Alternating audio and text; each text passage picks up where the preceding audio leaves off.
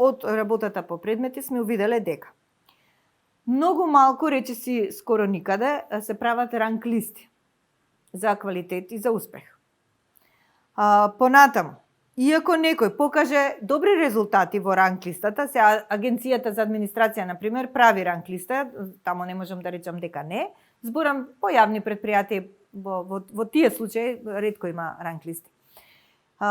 Сега, и кога на ранг листата некој се најде на добра позиција, тогаш следува интервјуто како механизам да се прими тој што е наредено да се прими. И во тој случај, значи, повторно се злоупотребува дискреционото право на одлучување.